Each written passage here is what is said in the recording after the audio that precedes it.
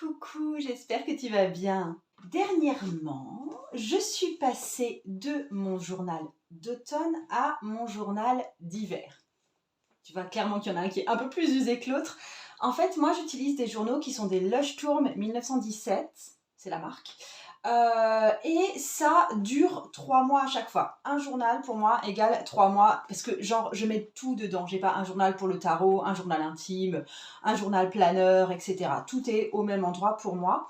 Et du coup là j'ai traversé juste à la fin, au tout début du mois de décembre, mon temps de bilan pour moi. Donc j'ai déjà fait ce genre de vidéo où j'explique un petit peu comment je mène ma vie dans mes carnets, comment je m'organise avec mes carnets.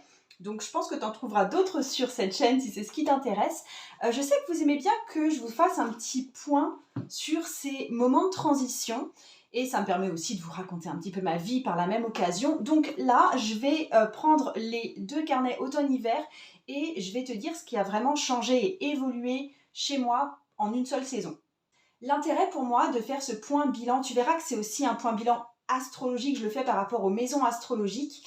Pour moi, le but, c'est de faire un constat honnête de où est-ce qu'on en est en ce moment et de ne pas se laisser porter soit par une grande joie, un grand enthousiasme qu'on a parce qu'en ce moment, on est dans l'enthousiasme d'un nouveau projet, par exemple, de ne pas se laisser complètement écraser non plus par le chagrin parce que ce temps-ci, on vit un moment triste, ou par exemple, juste simplement nos règles qui ont débarqué pile le jour où on fait notre bilan. C'est pas de prendre une image du jour qu'on vit, mais avoir vraiment une image globale des 3 mois qui viennent de s'écouler et où est-ce qu'on en est par rapport aux 3 mois qui viennent de s'écouler. C'est pas comment ça va aujourd'hui, c'est comment va ta vie en général. Et ce que j'aime beaucoup aussi, c'est que quand je fais ce temps de bilan, c'est mes journées, dans mon carnet, ça s'appelle là où j'en suis. Et ça, tu vois, ça se présente comme ça, là où j'en suis. Et je vais avoir chaque point qui est détaillé. Mais forcément, pour faire cette page-là, je regarde la même page que j'ai faite il y a 3 mois. Et du coup, ça me permet de me revoir 3 mois avant. Et souvent, je prends en plus le journal d'il y a 1 an, donc ça me permet de me voir 1 an avant. Ça me permet de me voir 3 ans avant. C'est super sympa d'avoir cette perspective temporelle, de voir ce qui a vraiment bougé. Ça permet de mesurer l'évolution. Souvent, c'est complètement dingue. Souvent aussi, dans certains plans de vie, honnêtement, on stagne et on est à se demander « Tu veux dire que j'en suis encore là ? Tu veux dire qu'il y a 3 ans, je me posais déjà cette même question et ça fait 3 ans que je suis en train de ramer sur cette même question. » Donc ça te permet aussi de prendre du recul sur tes stagnations. Donc évidemment, pour toi, là dans ton cas, toi là à qui je parle, tu n'es pas obligé de faire ça, toi, tous les 3 mois, ça c'est mon système, mais je te conseille par contre de le faire au moins une fois par an. Et du coup, ça tombait à point nommé que je fasse cette vidéo maintenant parce que ça te permettra peut-être de faire un bon bilan pour toi, pour décembre si toi tu marches en mode hiver, tu vois, ou ça te permettra de faire un bon point bilan pour la transition 2023-2024, que tu fasses fin du mois de décembre, début du mois de janvier, ça me semble être la bonne période pour ça.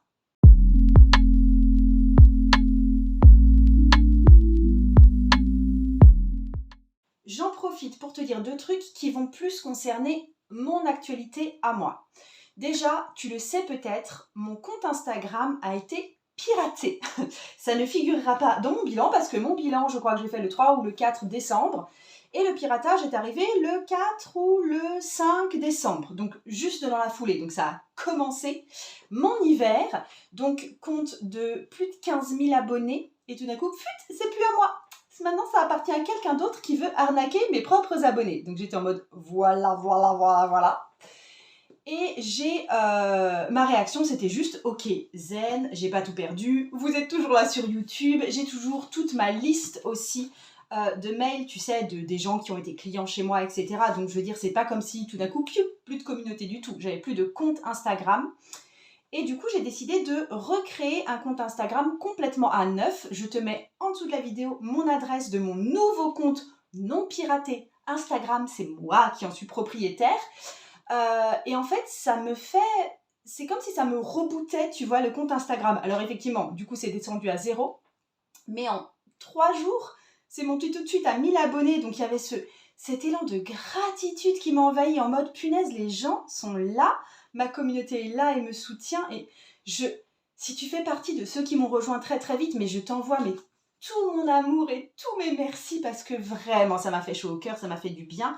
Et ça me fait du bien aussi de voir que là je repars sur un compte Instagram qui est neuf et surtout avec que des gens qui sont vraiment volontaires pour me suivre. Il n'y a aucun faux compte, il n'y a que des personnes qui ont vraiment envie d'être là. Quasiment à toutes les personnes, je leur ai envoyé un petit mot, il y a eu un petit échange en commentaire ou il y a un petit échange en message privé. Donc il y a quelque chose de très dynamique et de très sympa qui s'est mis en place. Et c'est hyper satisfaisant émotionnellement pour moi, honnêtement. Donc voilà là où j'en suis. Donc si tu veux me rejoindre sur ce nouveau compte, tu me rejoins là où je te mets le lien. Je vais le mettre en dessous de la vidéo. Et aussi, deuxième actualité dont je voulais te faire part, et ça va t'intéresser, il y a une grande nouveauté qui arrive pour les 2 prochaines semaines sur mon compte Instagram à partir de lundi. Donc à partir de lundi 11 décembre, j'ai fait une coupure pour aller vérifier la date vite fait dans mes carnets. Il y aura une masterclass gratuite qui va se dérouler en ligne en 4 modules et qui s'appellera le page de coupe parce que la grande majorité des personnes qui viennent sur mon audience, dans ma communauté, sont des pages de coupe, c'est-à-dire des personnes qui sont intuitives, des personnes qui sont ouvertes d'esprit, des personnes qui sont souvent hyper sensibles et qui ont besoin peut-être d'apprendre à peut-être un peu plus canaliser cette intuition, peut-être un peu plus accrocher leur tirage de tarot au monde réel pour que leur tirage de tarot puisse leur être d'une vraie utilité.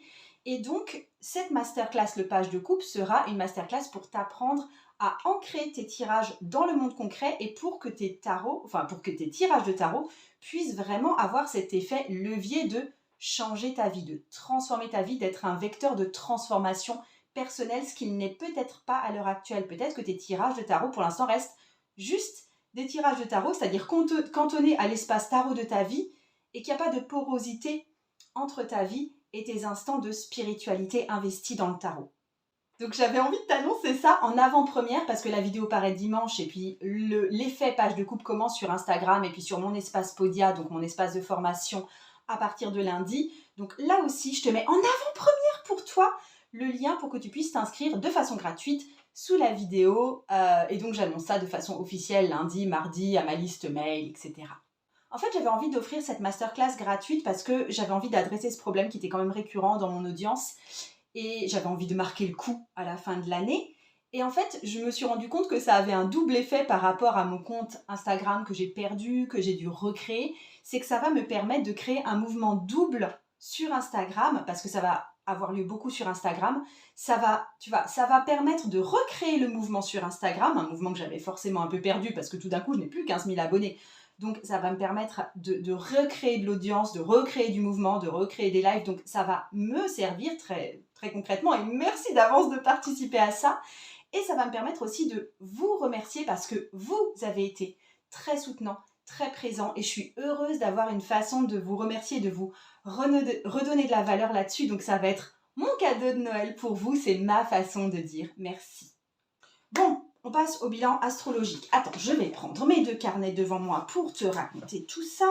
Et je vais te... En fait, c'est un bilan astrologique parce que je t'ai dit, je faisais ça selon les maisons astrologiques. Et j'ai pris pour ça, parce que j'aime bien illustrer mes propos avec des cartes, hein, quand même. On n'est pas Margot RW Tarot Coach pour rien. Hein. J'ai pris le Star Codes Astro Oracle pour illustrer ça, parce que tu l'as déjà vu sur ma chaîne, il y a quand même des merveilleuses cartes pour illustrer les signes astrologiques et les maisons astrologiques correspondantes. Donc je vais te montrer ça en même temps. On va faire une présentation là. Non mais l'usine à gaz quand même, avec 2 carnets, des paquets de tarot partout. Alors c'est une évaluation qui se fait sans tarot. Là pour une fois je ne te propose pas du tout de tirage de tarot, c'est juste une évaluation honnête de soi à soi. Après, toi, tu peux en faire un tirage divinatoire sur l'année 2024 avec les différents champs de vie, tu vois, que tu vas pouvoir explorer avec les cartes. Ça, fais ta petite mamaille chez toi, il n'y a aucune interdiction évidemment. Si tu as fait ça l'année dernière, je t'invite à revoir le tirage que tu as fait à ce moment-là de l'année dernière également. Donc déjà, premier champ astrologique, donc le bélier, le taureau, le gémeaux, la maison 1, la maison 2, la maison 3, c'est un petit peu le domaine, le quart de l'identité, où on explore un peu plus sa propre identité. Donc déjà, avec le bélier et la maison 1, J'espère que tu vois bien les cartes. Hop. Le bélier et la maison 1, je l'explore vraiment, je fais un petit peu de journaling, j'écris un petit paragraphe sur mon énergie actuelle, c'est-à-dire comment je me sens, qui est-ce que je suis, comment est-ce que je me présente. Et c'est comme si je prenais une photo de mon état au bout de cette année ou au bout des 3 mois qui viennent de se passer. Et tu vois, il y a 3 mois, mon homme venait de faire une chute de moto assez grave, donc j'étais pas mal chamboulée par tout ça. J'étais aussi chamboulée du côté, pareil, de mon homme parce qu'il y avait des choses qui se remettaient en question dans sa vie professionnelle de façon assez sérieuse. Moi, par contre, je me sentais plus stable parce que j'avais un plan au niveau de moi, mon business, qui allait se construire sur toute une année. J'avais de nouvelles ambitions, c'était beaucoup plus stable et beaucoup plus sain dans ma tête. Voilà, voilà, j'ai marqué, je cours un peu après le temps.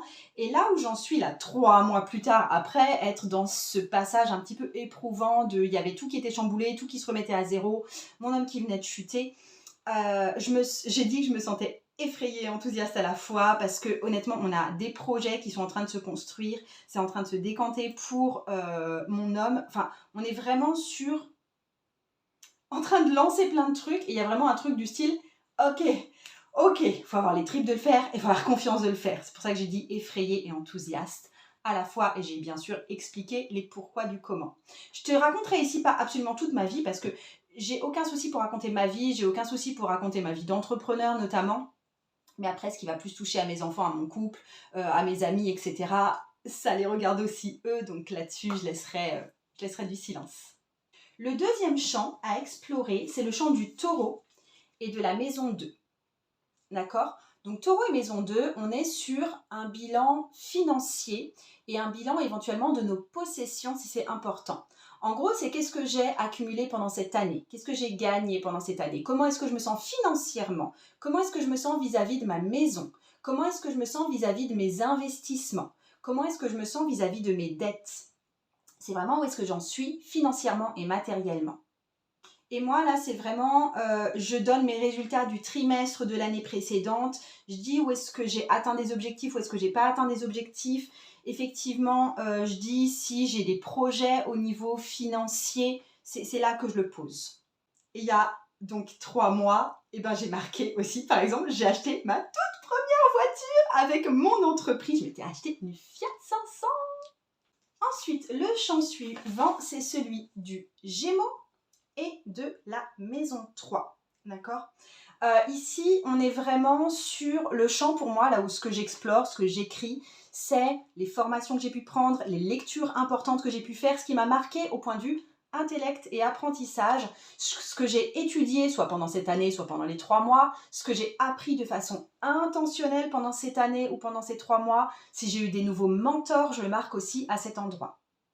Donc effectivement, pour moi, ça va surtout être des formations que j'ai prises, des gens que je suis, mon champ d'intérêt intellectuel et ce qui m'a nourri intellectuellement ou les nouveaux outils que j'ai pu déployer. Ensuite, on arrive sur les 3 maisons suivantes qui sont le quart Cancer, Lion, Vierge, maison 4, maison 5, maison 6. Et là, on est vraiment sur du champ d'amélioration de soi. Donc, on arrive sur le Cancer, la maison 4. Et ici, ce que j'ai marqué sur cet endroit-là, sur cet endroit maison 4, c'est quelque chose sur les gens avec qui je vis. Donc ça va être particulièrement mes enfants parce que mon conjoint, je le réserve plutôt pour la maison 7. Je vais décrire comment va chacun, où est-ce qu'ils en sont chacun, les accomplissements de mes enfants ou les faits marquants pour mes enfants pendant l'année ou pendant les 3 mois. Si jamais toi tu n'as pas d'enfants, ce sera peut-être plutôt comment va ta maison, comment vont tes animaux, comment ça se passe dans ton foyer. Et là, je ne te fais pas de topo pour moi parce qu'effectivement, je parle de mes enfants. J'ai 3 enfants. Ils sont assez grands. J'ai un fils qui fait des études à Lille. J'ai une grande qui est en première au lycée et une plus petite qui est en 3e au collège. J'arrive sur la maison 5, donc la maison du lion et maison 5. Et ici, je vais aller voir tout ce qui va toucher ma notoriété, parce que je suis entrepreneuse, donc je fais aussi un bilan un peu entrepreneurial. Donc ma notoriété, mon côté solaire. Donc pour moi, et j'invite les entrepreneurs à faire un peu la même chose, ça va peut-être toucher effectivement le nombre d'abonnés, qui vient de chuter pour moi, mais quand je faisais le bilan, ça n'avait pas du tout chuté. Donc, je vais parler des faits marquants au niveau de ma communauté. Sinon, ça peut être aussi ton image corporelle, tu vois, où est-ce que tu en es dans ta coupe de cheveux, dans ton côté séduction, qu'est-ce que tu as montré de toi au monde. Ça peut aussi être ton côté créatif, c'est-à-dire ce que tu as exprimé et que les autres ont pu voir. Et c'est marrant parce que je viens de regarder là ce que j'ai marqué juste avant de perdre genre tous mes abonnés. J'ai dit, je veux une audience plus pure et plus adaptée à moi. Ha ha ha. Et j'ai dit aussi, je reprends les vidéos YouTube avec plus de régularité. Je pense que tu as pu le voir, mais j'avais envie d'être plus présente sur YouTube et parce que j'avais laissé tomber un petit moment le temps de... à partir du mois d'août, je me suis mise à plus réfléchir à quelle tournure je voulais donner à mon activité en général. J'ai un petit peu mis en sourdine YouTube et là, j'ai très envie de reprendre et d'être là de façon beaucoup plus régulière. Et c'est le cas. Ensuite, la maison 6. Donc, on va trouver ici le signe de la Vierge et la maison 6. D'accord? Donc, on est sur vraiment le domaine de la santé, de l'alimentation, du sommeil, du sport, des routines. Donc ici, je vais noter un petit peu toutes mes routines, comment ça se passe pour moi en ce moment, ce que je fais pour moi, ce que je fais pour ma santé, ce que je fais pour ma santé mentale également. Alors, honnêtement, étant une bonne Capricorne, je suis quand même extrêmement routinière, extrêmement disciplinée. C'est un champ qui va très peu bouger. Je remarque de mois après mois après mois après mois qu'il y a à peu près toujours les mêmes choses qui sont marquées. Quand il y a une nouveauté, je le marque dedans. Mais disons, ouais, je dis où est-ce qu'en est ma santé, ce que j'ai pu lire aussi, ce qui a influencé ma façon de faire, qui va changer des fois certains aspects nutritionnels, par exemple. Si je fais toujours du sport et quel type de sport, c'est là-dessus que je vais l'explorer. Le quart suivant, on est sur le quart de la balance du Scorpion et du Sagittaire, donc maison 7, maison 8, maison 9. Et là, on est vraiment plus sur le champ de l'expansion. Donc, avec le signe de la balance, la maison 7, à cet endroit-là de mon carnet, je fais un point sur mon couple. Qu'est-ce qui s'est passé depuis un an? Ou qu'est-ce qui s'est passé durant ces 3 mois? Comment est-ce qu'on va en tant que couple? Si par contre, toi, tu n'es pas en couple, c'est comment ont évolué juste les relations amoureuses chez toi. Et si pour toi, les relations amoureuses, c'est pas du tout une question dans ta vie, tu peux tourner ça sur un autre champ, c'est-à-dire comment est-ce qu'ont évolué tes collègues ou tes partenariats. Je parle pas vraiment des amitiés parce que je réserve vraiment les amitiés au signe du Verseau quand je fais ce type de bilan. Donc là, pour moi, honnêtement, gros renouveau au niveau de mon couple parce qu'on est vraiment sur un projet tous les deux où on se lance tous les deux, où on était un petit peu en instabilité professionnelle tous les deux. Du coup, c'est super chouette en termes de couple. C'est fatigant émotionnellement, honnêtement. Et voilà, ça c'est cool. Le signe du Scorpion est la maison 8. Ici, je vais explorer les crises que j'ai vécues sur l'année, si c'est un bilan annuel, ou les crises que j'ai vécues dans les 3 mois, si c'est un bilan sur 3 mois, comme j'ai tendance à faire. En fait, je trouve ça très important de faire ce point sur les crises qu'on a vécues, parce que je remarque qu'on a tendance à oublier ce qui a été dur, ce qu'on a su traverser. Moi, quand je fais ce point sur les crises, il y a des fois, je me rends compte, tu vois, là, c'est un bilan que j'ai fait tout début décembre. Il y a des crises que j'ai pu vivre 3 mois auparavant, donc au début de l'autre carnet, quelque part, que j'avais déjà plus ou moins oublié. C'était un truc, c'était juste un truc qui s'est passé. Mais n'empêche que quand je l'ai vécu, ça m'arrachait le cœur, tu vois. Et du coup, oui, on a tendance à oublier ce qui était dur. Ça vaut le coup de le marquer parce que ça vaut le coup de revenir sur « Hé, meuf, t'as traversé ça !» Et c'est super important, je trouve, de se souvenir de nos crises pour se souvenir qu'on est capable de traverser avec succès ce genre de crise-là. Donc, ça nous permet aussi de faire un point sur ce qu'on ne veut plus reproduire non plus dans la vie. C'est important de se souvenir de ce qu'on ne veut plus reproduire, tout simplement. Et enfin, le dernier plan de ce quart-là, c'est celui du Sagittaire relié à la maison 9. Je regarde en même temps les cartes, je me fais plaisir. C'est à la maison des explorations. Et ici, je vais parler des déplacements qui ont eu lieu pendant soit ces 3 mois, soit l'année, les voyages que j'ai pu faire, les explorations que j'ai pu vivre. Donc c'est vraiment quelque chose qui vient toucher tout ce qui est expansion, surtout expansion géographique, envie que j'ai pu avoir, choses que j'ai mis en place pour moi et qui viennent toucher pas mal de domaines personnels quand même. Parce que par exemple, on peut des fois relier au Sagittaire ou à la maison 9 tout ce qui est formation, Et en fait, les formations, je vais plutôt le mettre en maison 3 dans le signe du Gémeaux. Donc, qu'est-ce que j'avais dit il y a 3 mois? Il y a 3 mois, j'ai fait quoi? J'ai marqué « été bien rempli ». Ma maman était là pour le gala de danse de Juliette. J'ai fait des vacances en juillet en Ardèche avec les filles, une amie de mes filles et moi. Sonia, une grande amie, est venue me rejoindre au début de ses vacances. Et ensuite, mon amoureux est venu me rejoindre avec les chiens. Ensuite, j'ai fait l'expérience tarot en août à Lille. Donc, c'était un déplacement dans une autre région que la mienne. En août aussi, je suis allée 2 jours à la Roche en Ardennes, en Belgique, avec Sylvie de Taronaute que tu connais sûrement. Et fin août, je suis allée sur le circuit moto de Spa avec 21 personnes, avec mon homme, sur 4 jours parce que mon amoureux faisait les 6 heures de Spa. Je voulais encore aller à un autre événement entrepreneurial, mais c'était trop, j'ai laissé tomber. Donc ça, c'était ce qui s'est passé pour moi en automne. Cet été. Et du coup, cet automne, qu'est-ce qu'il y a eu au niveau des déplacements?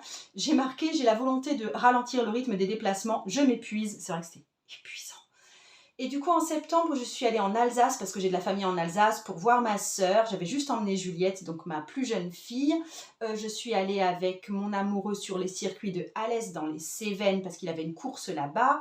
En octobre, j'ai fait l'expérience niveau 2, mais je ne me suis pas beaucoup déplacée parce que c'était à 3, donc c'est quand même ma ville. Mais n'empêche que je suis avec un groupe vraiment présente pendant 3 jours. J'ai fait Nigloland, le parc d'attractions avec mes filles, mais ça ne dure qu'une journée. En novembre, je suis allée pendant 2 jours à Paris pour le B-Show, qui est un événement pour entrepreneurs. Et quand je suis revenue, autre exploration, cette fois beaucoup plus personnelle, je me suis chopé le Covid. Et ça m'a permis aussi de me poser. Ça m'a fait beaucoup de bien ce Covid. J'étais en mode « Oh, je suis malade, je suis dans une couette et je ne fais rien du tout. » C'est quand même formidable des fois d'être malade. Et le dernier champ qu'on va explorer ensemble, c'est le champ du Capricorne, du Verseau, des Poissons, donc maison 10, 11 et 12. Et on commence par le Capricorne, qui est, pour le coup, le champ où je vais raconter ce qui s'est passé depuis 1 an ou depuis 3 mois dans mon travail. Donc, je te montre. Ah, la maison 10, c'est vraiment la maison des accomplissements, c'est joliment représenté. Je dis vraiment ce qui s'est passé pour moi, simplement au niveau du travail. Qu'est-ce que j'ai marqué pour moi? Je te lis un petit peu. J'ai dit que mon plan à l'année, puisque ça fait depuis août que j'ai dit que je suis en année 1, c'est-à-dire que je construis tout un contenu, toute une année, un type de août à août, et pour pouvoir le reproduire chaque année en l'améliorant de plus en plus pour vous. Donc, mon plan à l'année se construit. Il y a eu Opération Chariot, il y a eu L'Étoile et la Force, il y a eu Ensoleillé, il y a eu Le Diable en Soie, il y a eu le Tarot Bootcamp, donc plein de programmes majoritaires qui ont traversé mon année depuis août. Je suis heureuse de ce que je construis, mais pas encore à l'aise, parce que, enfin, je veux dire, il y avait, là je l'explique, mais il y a des choses encore à ajuster par rapport à mon audience, des choses qui étaient un peu imprévues. Enfin, c'est comme si tout devait s'ajuster, tu vois, c'est tout. Je suis comme l'enfant qui a, tu vois, la petite forme ronde et qui a la forme étoile, la forme carrée, la forme ronde, et j'arrive pas encore à bien trouver dans quel trou il faut le mettre, le machin. Tu vois, j'ai pas encore développé tous les neurones qu'il me faut pour ça, mais ça vient. Je travaille à Feuillette, un café, 1 à 2 fois par semaine. Et j'ai marqué aussi ce que je prévoyais, la masterclass qui va venir pour toi la semaine suivante. La maison 11 qui est la maison du Verseau. Ici, je vais simplement explorer mes amitiés. Je dis en gros, avec qui je traîne. Ces temps-ci, qui est-ce qui nourrit la partie amitié de ma vie? Ces temps-ci, à qui je me confie et qui se confie à moi? Qui a été d'un grand secours. Je remarque qu'il y a des amitiés fluctuantes dans ma vie. Il y a certaines personnes, il y a des amitiés passagères qui sont normales, du style on va être très amis avec une personne pendant 1 an et après cette personne s'en va de notre vie. À l'inverse, il y a des gens qui restent de façon vraiment constante.